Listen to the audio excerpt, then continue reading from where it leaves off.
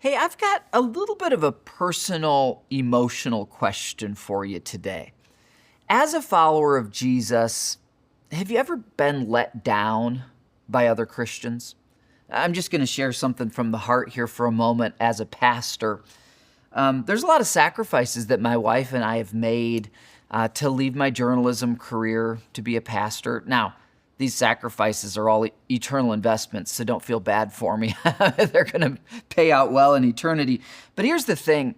The deepest wound I have in ministry, the deepest wounds, are people who you believe in and you invest in, and they let you down or they betray you. I've been in full-time ministry for, over 15 years at this point. I'm not going to say any names, but in that time, not just people in the church, staff members at various churches around the country. I've had a staff member who was stealing money from the church. This was years ago.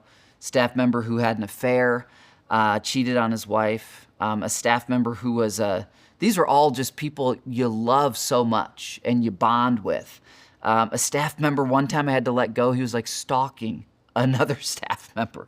A staff member who was just loved by like everyone in the church, and yet for their boss, just totally insubordinate. And it breaks my heart when I go all in with people to serve for God, and our kids play together, and it's like, yeah, we're going to raise our kids together. We're going to change the world together.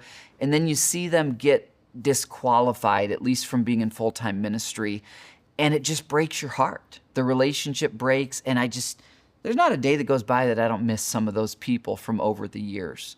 Now, I wonder in your life, what are some of those similar wounds where not just anyone, but a believer has let you down or abandoned you? I have to remind myself when I go through those seasons where those wounds flare up, what Jesus must have felt like on that night when Judas, who he'd spent 3 years with, and Judas doesn't just sin or make a mistake. Judas sells Jesus for the price of a slave to be killed. Then Peter, the most outspoken, I'll never abandon you.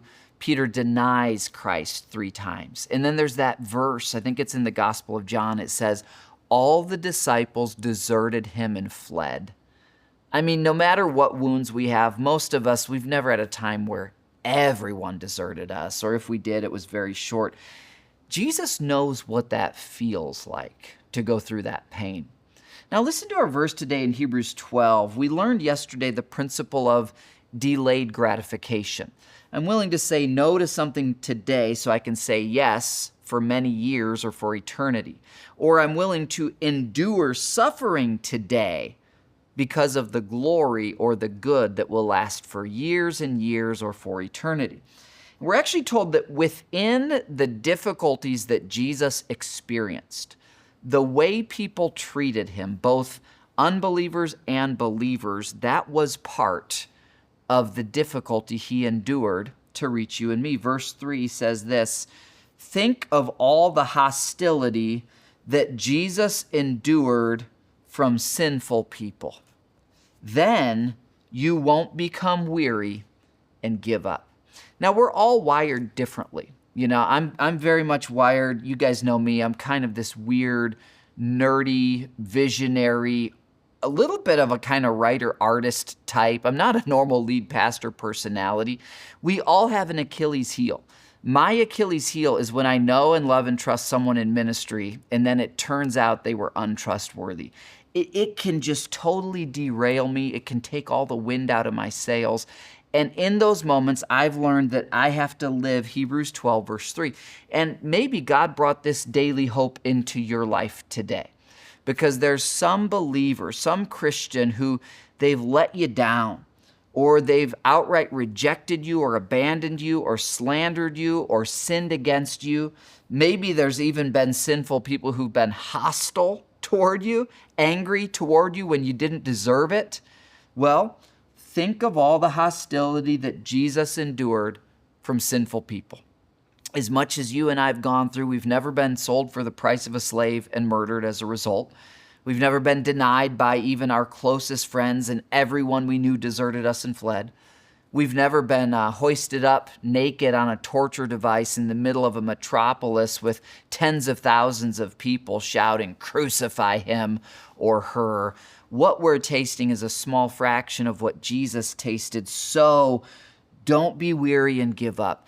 If he did that and he now lives in you, he can strengthen you to keep doing the right thing, to keep serving for the kingdom. And I just love the second part of this verse. Then you won't become weary and give up. When won't you become weary and give up? When you fix your eyes on Jesus and what he went through. If you fix your eyes on the people who let you down, you will be let down and you will become weary and you will want to give up. If you fix your eyes only on yourself and where you fall short, you'll become weary and you'll want to give up. But if you fix your eyes on the author and perfecter of your faith, Jesus, who suffered perfectly, far more than we'll ever go through, then you won't become weary and give up. Okay, I'll see you tomorrow.